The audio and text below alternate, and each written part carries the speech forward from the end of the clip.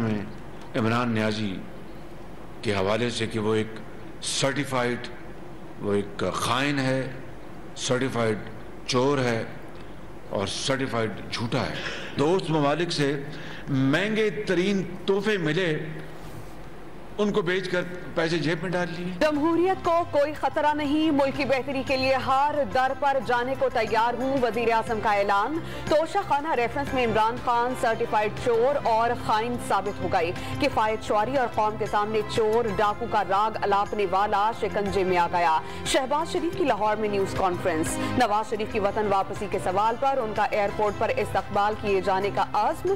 فیکٹف کی grey list سے نکلنے پر قوم کو مبارکباد اور فوج کو خراج تحسین۔ بہت گمبھیر مسائل ہے، بڑے مشکل صورتحال ہے اور اس میں آسان صورتحال نہیں ہے۔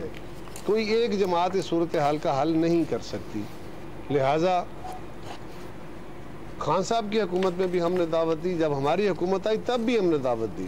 حکومت اور تحریک انصاف کے درمیان مذاکرات کا انکشاف، پیپلز پارٹی نے تصدیق کر دی۔ عمران خان سے مذاکرات اتحادیوں کی مشاورت سے ہو رہے ہیں۔ معاون خصوصی وزیر اعظم قمر زمان قاہرہ کا دعویٰ، ملکی حالات گھمبیر ہیں، کوئی ایک سیاسی جماعت مسائل کو حل نہیں کر سکتی، سیاست سے کسی کو بھی جبری باہر کرنے کی مخالفت کرتی۔ ذاتی طور پہ کوئی مذاکرات نہیں ہے، کوئی رابطہ تک بھی نہیں ہے، دور دور تک کوئی رابطہ نہیں ہے۔ میں اس چیز کو کیٹیگوریکلی ڈسپیل کرنا چاہتا ہوں۔ تحریک انصاف سے بیک ڈور روابط ہیں، نہ ہی مارچ اپریل میں عام انتخابات پر معاہدہ ہو رہا ہے۔ وزیر دفاع خواجہ آصف نے واضح کر دیا، تحریک انصاف سے مذاکرات کی خبریں درست نہیں، یہ محض پروپیگنڈا اور جھوٹ ہیں۔ الیکشن وقت پر ہوں گے، سپہ سالار کا تقرر بھی آئین کے مطابق ہوگا۔ سیالکوٹ میں نیوز کانفرنس۔ سیاسی جماعتوں میں بیک ڈور رابطے رہتے ہیں، لیکن ان مذاکرات کا کوئی فائدہ نظر نہیں آ رہا۔ عمران خان کا جمعے کو لانگ مارچ کی تاریخ دینے کا اعلان۔ عمران خان کی عاصم سواتی کے ہمراہ نیوز کانفرنس۔ سیاسی لوگوں سے وہ سلوک ہو رہا ہے جو دہشت گردوں سے ہوتا ہے۔ وفاقی حکومت پر تحریک انصاف کو کچلنے کی کوشش کا الزام۔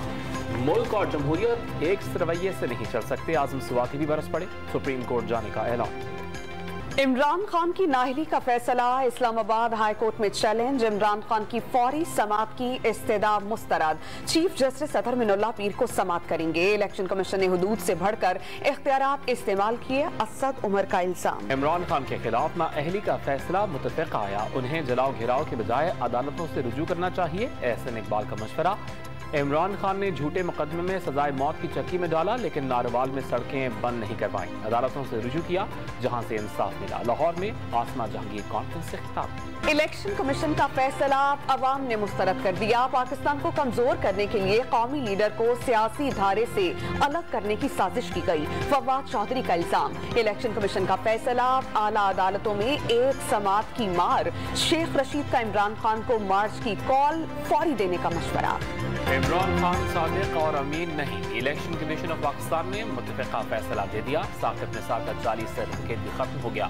الیکشن کمیشن نے عمران خان کو کرپٹ پریکٹسز پر نااہل کیا، سب کو چور اور ڈاکو کہنے والا خود نااہل قرار پایا۔ شرجیل انعام میمن کی پریس کانفرنس۔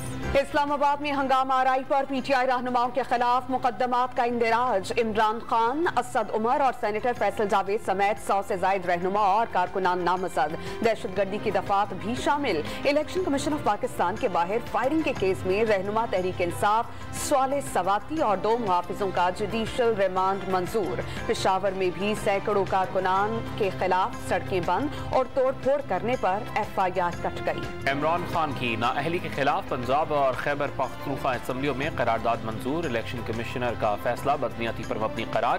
قرارداد پر پنجاب اور خیبر پختونخوا اسمبلیز میں احتجاج، حکومتی اور اپوزیشن اراکین آمنے سامنے آ گئے، ایک دوسرے کے خلاف شدید نعرے بازی۔ گلگت بلتستان اسمبلی میں بھی عمران خان کی نااہلی کے خلاف قرارداد منظور، عمران خان کو پارلیمانی سیاست سے باہر کرنے کے فیصلے کو مسترد کرتے ہیں قرارداد کا متن۔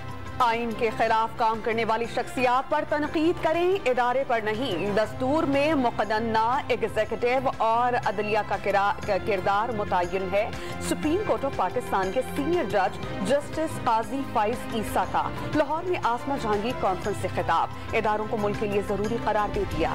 کور commander Peshawar lieutenant general Hassan Azhar Hayat کا جنوبی وزیرستان کا دورہ، محسود جرگے کے قبائلی مائدین سے ملاقات، دہشت گردی کے خلاف جنگ میں قربانیوں پر خراج تحسین، معاشی استحکام کے لیے قبائلی عوام کو ہر ممکن مدد فراہم کرنے کے عزم کا اعادہ۔ قبائلی عمائدین کی جانب سے سیکیورٹی فورسز کی مکمل حمایت کی یقین دہانی۔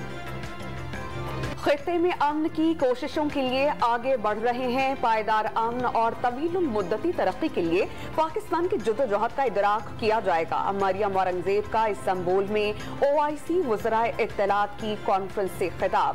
جنوبی ایشیا میں مسلمانوں کے خلاف نفرت انگیز تقاریر پر اظہار تشویش۔ غلط معلومات اور اسلاموفوبیا پر ورکنگ گروپ قائم کرنے کی تجویز۔ پہلے اجلاس کی میزبانی کی پیشکش بھی کر دی۔ ICC T20 ورلڈ کپ میں نیوزی لینڈ کا دھواں دھار آغاز۔ دفاعی چیمپئن اور میزبان آسٹریلیا کو آؤٹ کلاس کر دیا۔ کیویز کے 201 رنز ہدف کے تعاقب میں کینگروز 111 رنز پر ڈھیر۔ جیون کانوے مین آف دا میچ قرار۔ دوسرے میچ میں افغانستان کا انگلینڈ کو 113 رنز کا ہدف۔ انگلینڈ کے 35 رنز پر کوئی کھلاڑی آؤٹ نہیں۔ T20 ورلڈ کپ کے سب سے ہائی وولٹیج میچ میں کل پاکستان اور بھارت آمنے سامنے ہوں گے۔ موسم بہتر ہونے سے بارش کے امکانات میں نمایاں کمی۔ میلبورن کرکٹ گراؤنڈ کی 1 لاکھ سے زائد ٹکٹس فروخت ہو چکی۔ ٹاکرا پاکستانی وقت مطابق دوپہر 1 بجے ہوگا۔ شاہینوں کا بڑے مارکے سے قبل انڈور ٹریننگ سیشن۔ فٹنس مسائل کا شکار فخر زمان بھارت کے خلاف میچ سے باہر۔ محمد رضوان، شان مسعود، حیدر علی، افتخار احمد اور شاہین شاہ آفریدی میدان میں آئیں گے۔ بھارت کے ہر کھلاڑی کے خلاف پلان بنا لیا کپتان قومی کرکٹ ٹیم بابر اعظم نے۔ پڑوسی ملک کے کھلاڑیوں سے تعلقات کو خوشگوار قرار دیا۔ میلبورن کرکٹ گراؤنڈ میں اصل مقابلہ پاکستان کی بالنگ بھارت کی بیٹنگ کا ہوگا۔ بھارتی کپتان روہت شرما نے کل ایکشن سے بھرپور میچ کی پیش گوئی کر دی۔ بہاولپور رائلز کی ٹیم پاکستان جونیئر لیگ کی چیمپئن بن گئی۔ فائنل میں گوادر شارکس کو 86 رن سے شکست دی۔ 226 رنز ہدف کے تعاقب میں گوادر شارکس 139 رنز پر تھے۔